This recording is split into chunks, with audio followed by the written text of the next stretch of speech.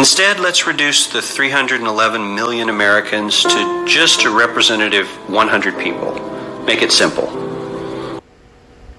Here they are: teachers, coaches, firefighters, construction workers, engineers, doctors, lawyers, some investment bankers, a CEO, maybe a celebrity or two.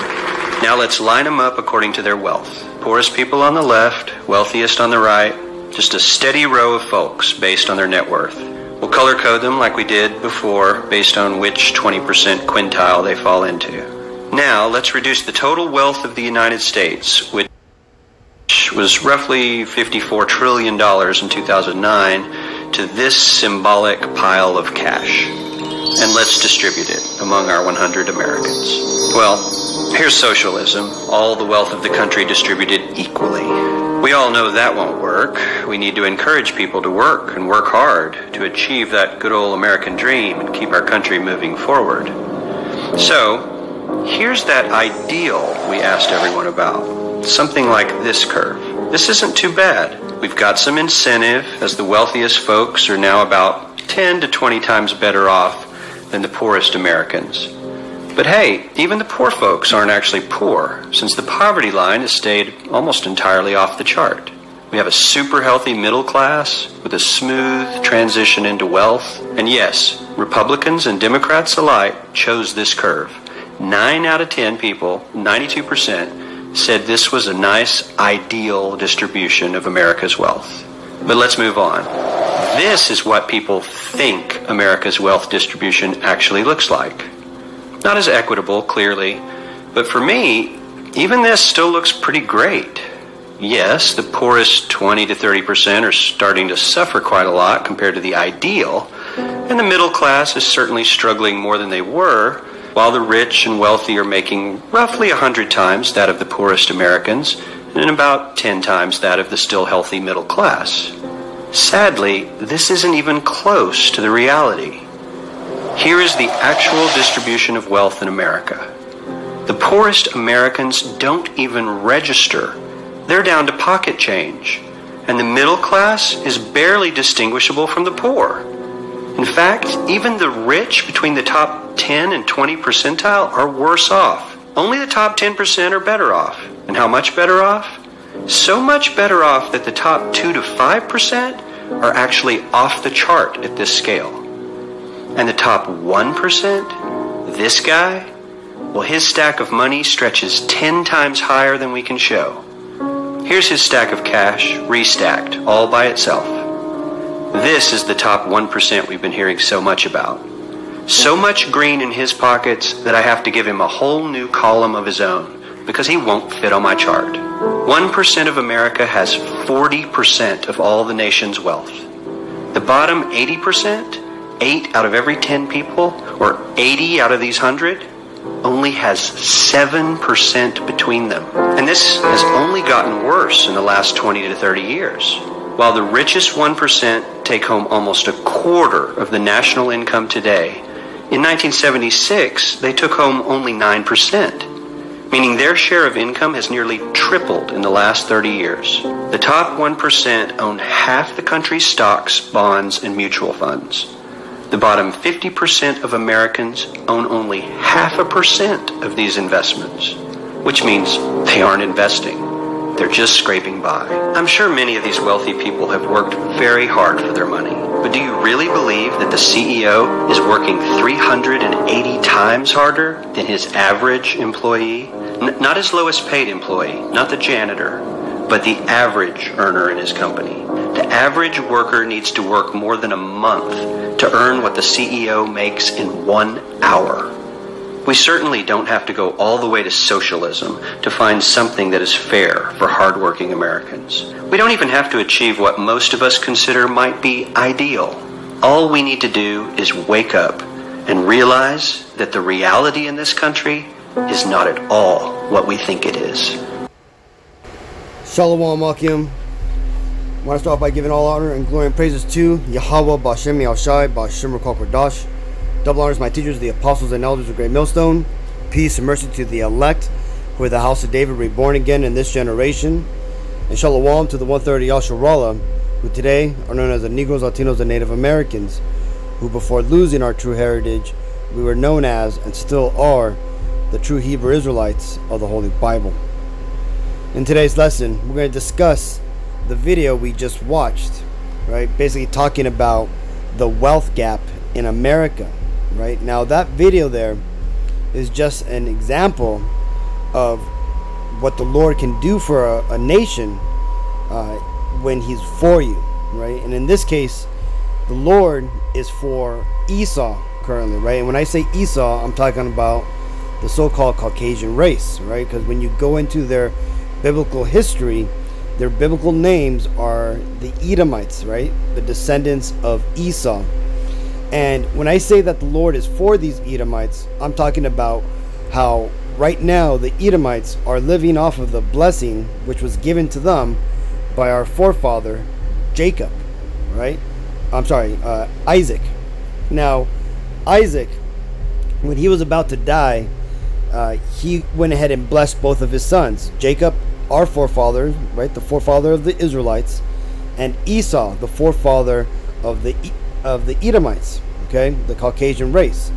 Now, let's go and read Esau's blessing so we understand, what he was given. This is Genesis 27:38. And Esau said unto his father, Hast thou but one blessing, my father? Bless me, even me also, O my father. And Esau lifted up his voice and wept. And Isaac his father answered and said unto him, Behold, thy dwelling shall be the fatness of the earth, and of the dew of heaven from above. And by the sword shalt thou live, and shalt serve thy brother. And it shall come to pass, when thou shalt have the dominion, that thou shalt break his yoke from off thy neck. And Esau hated Jacob because of the blessing wherewith his father blessed him. And Esau said in his heart, The days of mourning for my father are at hand, then will I slay my brother Jacob. Right? And the main pointness of this here in this lesson is that Esau would live off of the best of the world, right? He would have the fatness of the earth, right? Which is basically all the riches, the extra, right? The best of the best, right? That and the dew of heaven, right? So the best of the best. And that's what you're seeing right now in this video, right? You're seeing Salaki. You're seeing his 880 times. Pause this real quick. So you see right here, when you look at this chart here doesn't show you race or nationality, right? It just shows you the economic divisions, right? But you could bet your house, or bet whatever you have, that the people on the left hand side are the Israelites, the Negro, Latino, Native Americans. And the people on the right side are the Edomites, right? The Caucasian race, right? And I just wanted to show you this video to show you how much more these Edomites have, right? And it's, again, this isn't because they are the better inventors, the smarter people, right? In fact, it's been proven that a lot of the times harder than its average. The things that were wealth and advancements are made come from the Israelites, the Negro, Latino, and Native Americans. But who are the people who capitalize on this, right? Well, none other than your Edomites, right? And out of those groups, the small hatters, right? The 1948ers, right? Because again, look at a perfect example of this is when you look at your celebrities, your superstars, right? Who's their agents? Who are their managers? Well, none other than Amalek, right? They're basically, getting all the royalties, getting all the contracts created, right?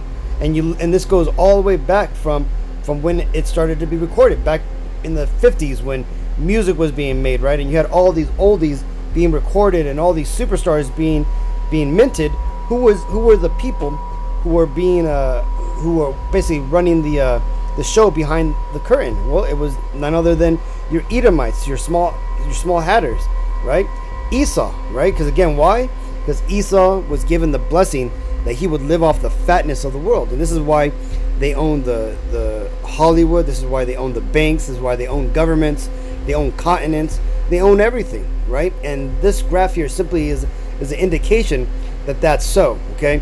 Now, yes, you'll have your occasional Israelite, which are a celebrity or some breakout Israelite who manages to make it up into the rich 70 to 90% category, but that's it. They're not going to be part of the 1%, right? That's Esau's dominion there. Okay, that, or it's going to be some Ishmaelite, which again, this is their kingdom right now. And again, that's the whole fact, is that this right now, all the economic inequality that we're seeing, it's all part of the Lord's plan, right? This is all on purpose. Okay, these Edomites didn't come up on them by themselves. They came up because the Lord gave them the blessing by the way whereof their father Isaac's blessing. Okay, so let's go and read this. This is James 5:1.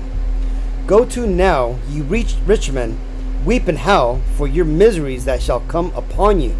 Your riches are corrupted, and your garments are moth-eaten. Your gold and your silver is cankered, and the rust of them shall be a witness against you. And ye shall eat your flesh as it were fire. Ye have heaped treasure together for the last days. Behold, the hire of the laborers who have reaped down your fields, which is of you kept back by fraud, crieth, and the cries of them which have reaped are entered into the ears of the Lord of Sabaoth, right? And that ultimately is talking about us Israelites, man, right? And this not just talking about the Negro, Latino, Native Americans, but of all the Israelites across all nationalities. Because remember, right, even though I say the Negro, Latino, Native Americans are the Israelites, I also always try to add in that caveat that anybody whose father's lineage goes back to that bloodline, because you're going to find, according to Revelation, that there's going to be Israelites coming out of every nation. Okay, and if you go around the world right now, from Paris to London, I think even today, London has about 500 million people on the streets protesting for better working environments, right? Better living standards of living. And why is that? Well, because these devils, these Edomites at the very top, right, which can look Caucasian, they could look Chinese, they could look, like Africans, right? But ultimately, their father's lineage goes back to these Edomites, right? They have heaped onto themselves treasures for these last days. And why is that? Well, because you see, the very top, it's multiple factors, right? First of all, is because the system that we are currently living in, it's now at its crescendo, right? It's paramount. It's top most point of its power, right? And in its point of power, I'm not talking about physical power or military power. I'm talking about its wickedness, its power and wickedness.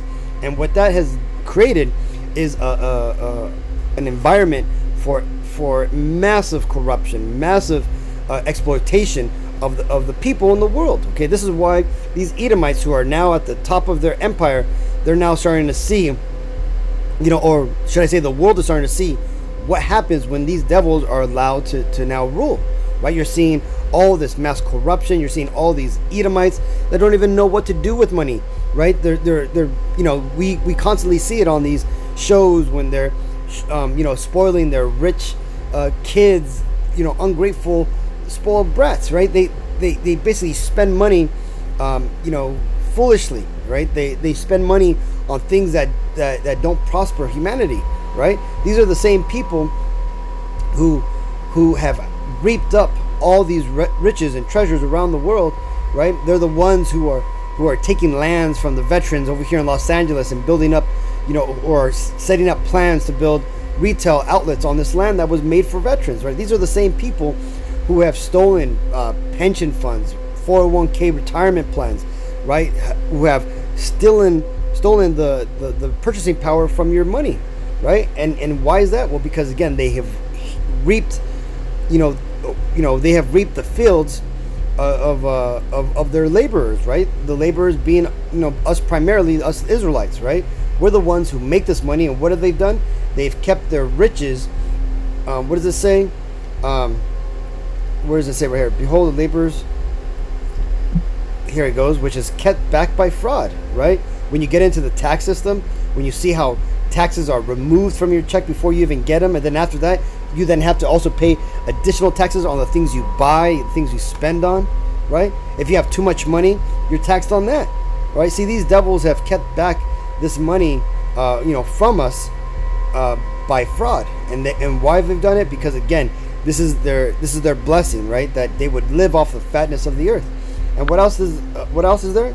Well, let's go ahead and read this, right? That, see, this is a part of the curses that us Negro, Latino, Native Americans, and anybody whose father's lineage goes back to the Israelite bloodline would have to endure. And why is that? Well, because we failed to keep up our side of the contract with the Lord, right? After the Lord brought us out of Egypt, right? After he saved us out of the bondage to Pharaoh, we made a contract with the Lord, right? Where we would keep his commandments and do his will, and he would bless us accordingly. But if we did not keep up that deal, if we would go away from serving the Lord and we would serve other idols and basically go against the Lord, that he would curse us. And this is part of the curses right here. Let's read it. Deuteronomy 28 and 44. He shall lend to thee, and thou shalt not lend to him. He shall be the head, and thou shalt be the tail. Right? And that right there, that shows you that this is part of the curse, man. That these devils would ultimately be over us, right? Financially, economically, right? That they would own everything, and they, to the point where they were the ones who were going to be able to lend to the people, right? To the Israelite people, right? And that we wouldn't be in a position to lend to them, right? Here's another example that would just show that us Israelites would not be in a state where we would own all these banks, we would own Hollywood, we would own all these government powers, right? That we would be in a down-stricken state, which is a cut to those Israelis over there in the land of Israel today, proving through prophecy that those are not the Israelites spoken about in the Bible. This is Haggai 1 and 6. Ye have sown much and bring in little. Ye eat, but ye have not enough. Ye drink, but ye are not filled with drink. Ye clothe you, but there is none warm. And he that earneth wages to put it into a bag with holes. Right? And you see that right there is just another perspective on those curses that come on us Israelites in Deuteronomy 28:15 verse all the way down to the end, right? So this shows you, man, that the Israelites would be in a poverty-stricken, down low state compared to these Israelites, right? Now, yes, we've all heard it. Some Israelites try to say, "Oh, I'm not in slavery. I'm not poor." No, man. Though you may have a nice, 1 or 2, maybe even 3 cars, a nice, little condominium, or a little, those McMansions, you're still being paid off. You may have a nice, maybe 6-digit job income, and you have maybe your own business. Man, you are poor compared to these Edomites at the very top, man. These 20%ers that live at the top, man.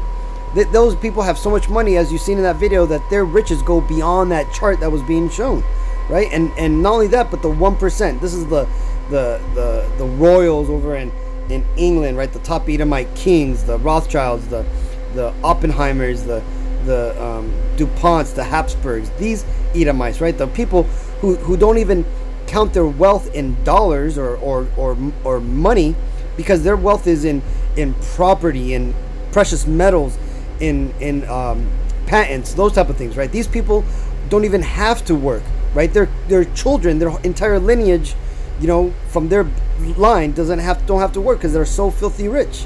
See, these are the Edomites, right? That is what truly being wealthy is, right? Not your Israelite who happens to come up on a come up because he was able to drill a ball right, or he was able to make certain notes into a microphone, and it, people tend to like it, or he sold certain amount of T-shirts or whatever, or he hustled his people so that way he could be on top. No, man, I'm talking about the real riches. These are the riches that these Edomites are have been able to reap onto themselves, man.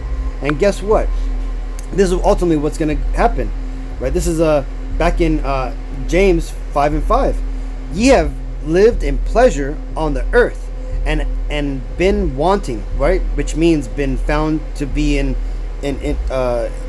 insufficient, right? You're wanting, okay?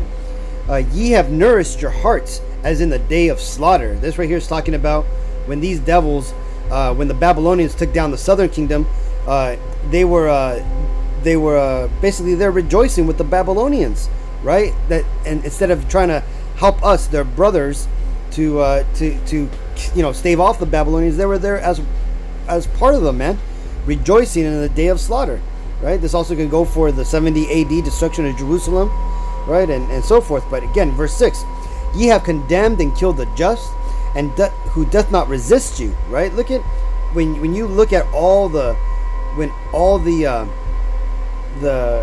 patent killings that these Edomites have done, man. It's just starting to come out right now that Kobe Bryant was killed off because he was bringing up a lawsuit against 3 pharmaceutical companies that were found to put narcotics, or basically certain drugs, into their pharmaceuticals, right? And Kobe Bryant's partner had shares in these companies, right? So this shows you an example, man, that these devils, that they've gone ahead and killed the just, right? And why is that?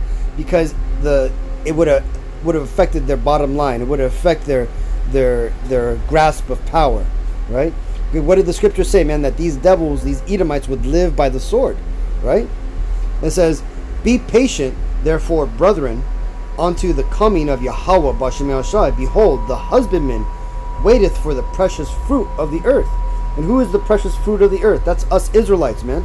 The Negro, Latino, Native Americans, and anybody whose father's lineage goes back to that bloodline, right? We are the precious fruit which the Lord has with great diligent work has worked and brought to fruition to the people that we are today, right? And now the earth is ready to be reaped, and the fruit is ready to be harvested, right? And that fruit is the 1/3 of Israel. That's 1 out of every 3 Negro, Latino, Native Americans, and anybody whose father's lineage goes back to that bloodline, plus the 144,000 elect who are going to be out here teaching and waking up our people, right?